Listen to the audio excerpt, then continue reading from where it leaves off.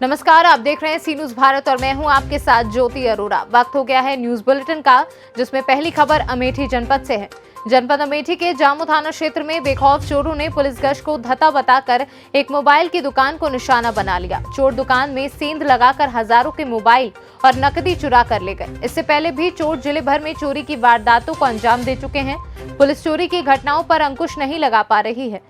इसी के साथ पीड़ित दुकानदार संदीप यादव ने बताया कि 15,000 का सामान चोरी हुआ है।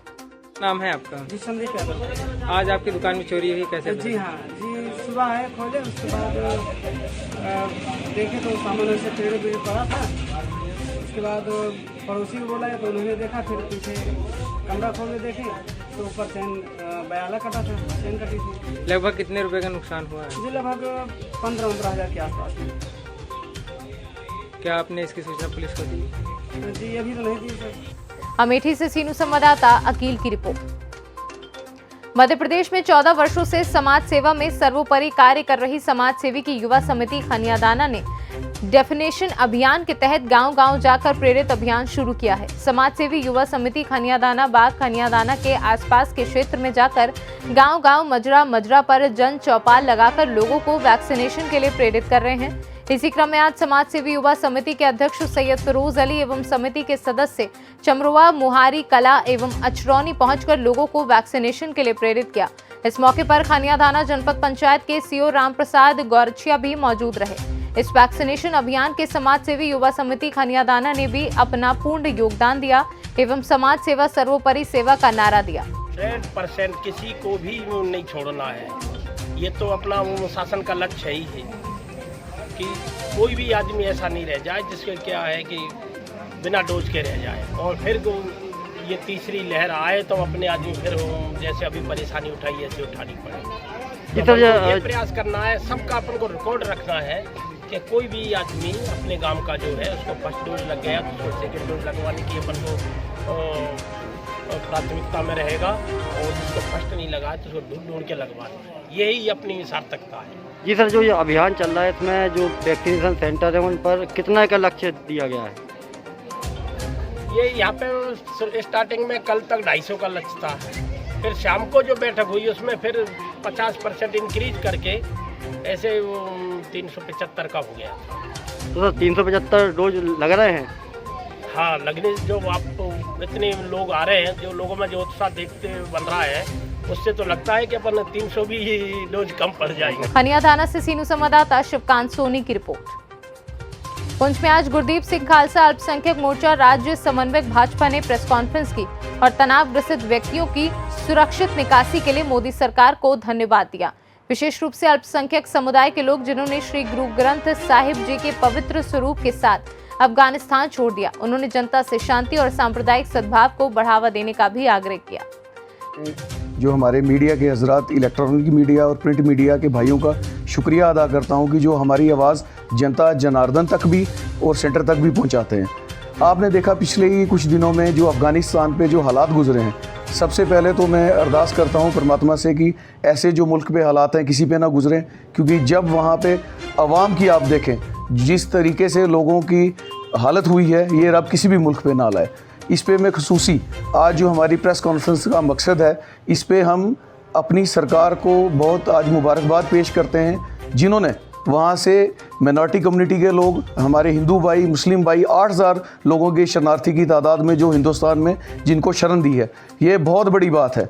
इसके साथ जो ख़ास बात वहाँ पे बीती कि जो हमारी सिख कम्युनिटी के अंदर धन श्री गुरु ग्रंथ साहब जी के जो गुरु ग्रंथ साहब जी के स्वरूप साहब थे, जो 3 ग्रंथियों को जो प्रॉपर स्क्वेयर वहाँ से बाइज्जत जो हिंदुस्तान में लाया गया, इस पे मैं पूरी सिख कम्युनिटी की तरफ से अपनी सरकार को और नरेंद्र भाई मोदी जी को बहुत बहुत मुबारकबाद पेश करता हूँ।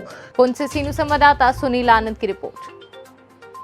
पुंछ के वरिष्ठ अधिवक्ता श्री इफ्तिकार बज़मी द्वारा जम्मू कश्मीर केंद्र शासित प्रदेश सरकार द्वारा स्थानांतरण नीतियों में अनियमितताओं के संबंध में एक प्रेस कॉन्फ्रेंस आयोजित की गई। बज़मी ने सुशासन और तनाव के लिए स्थानांतरण की भूमिका के बारे में विस्तार से बताया कि अधिकारियों का स्थानांतरण 2 से 3 वर्षों में नहीं हुआ है, तो इसका मतलब है कि इसके साथ अच्छे और उपयोगी शासन से समझौता करना भ्रष्टाचार को बढ़ावा देता है। बज़मी ने सरकार से अनुरोध किया कि पुंछ में कुछ पदाधिकारी समान हैं पिछले कई वर्षों से पोस्टिंग का स्थान जो भूमि के कानून के खिलाफ है और उन्होंने सरकार से अनुरोध किया है कि इस संबंध में नोटिस लिया जाना चाहिए।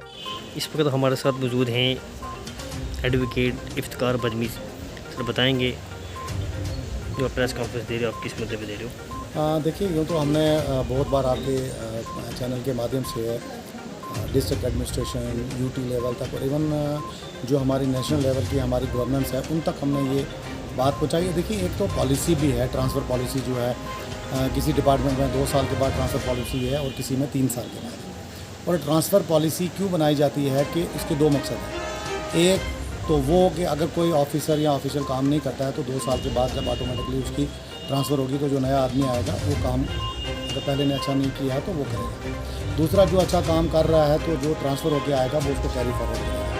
लेकिन जब यही ट्रांसफ़र रुक जाती है, 2 साल, 3 साल, 8 साल, 10 साल हो जाते हैं तो वहाँ फेवरेटिज़म होना शुरू हो जाता है, मोनोपोली आ जाती है और करप्शन आ जाती है। तो हमारा ये कहना है कि आज की प्रेस कॉन्फ्रेंस बुलाने का यही मकसद है कि हम डिस्ट्रिक्ट लेवल पे डीसी साहब से, एसएसपी साहब से और ऑनरेबल एलजी साहब से गुजारिश करते हैं कि जिनका भी ओवरस्टे हो गया हुआ है, जिनकी सर्विस 2 साल से 3 साल से कहीं पे भी हो गई है या तो वो जानबूझ के नौकरी कर रहा है, यहाँ पर पनिशमेंट के हवाले से उसको रखा जा रहा है, उसको ट्रांसफ़र नहीं किया है, दोनों लिहाज से ये गलत है। तो अच्छी गवर्नेंस के लिए सबसे अच्छी जो है बात होती है वो होती है टाइमली किसी की ट्रांसफ़र करना और उसको एक अच्छी जगह के ऊपर ले जाना जो फिजिबल होती है। और आज की डेट में अगर देखें, हर डिपार्टमेंट में प्रेफरेंसेस दी जाती हैं और उसको पूछा जाता है कि आप अपनी 3 या 4 प्रेफरेंस दी, लेकिन वो प्रेफरेंस क्या है कि वो प्रेफरेंस भी वहीं रह जाती है। जब ट्रांसफ़र होती है तो उसको वो प्रेफरेंस वाली शीट को नहीं देखा जाता है, उसको अपनी मर्ज़ी से या किसी के कहने पे उसको लगाया जाता है। तो मैं आज के प्रेस कॉन्फ्रेंस के माध्यम से यही कहना चाहूँगा, ऑनरेबल एलजी साहब से गुजारिश करता हूँ कि जितने भी हमारे कमिश्नर सेक्रेटरीज़ हैं, चीफ सेक्रेटरी साहब हैं या डिवीज़नल कमिश्नर जम्मू के और कश्मीर के हैं और इवन जो लद्दाख के हैं, तो मैं उनसे भी गुजारिश करता हूँ कि जो ट्रांसफ़र पॉलिसी आपने बनाई है, कई यहाँ पे इवन अगर आप पुंछ में देखेंगे कुछ लोगों की ट्रांसफ़र ऐसे लोगों की हुई जो ऑलरेडी रिटायर हो चुके हैं, कुछ लोगों की ट्रांसफ़र ऐसी हुई है कि जो ऑलरेडी कहीं एग्जिस्ट ही नहीं कर रहे हैं।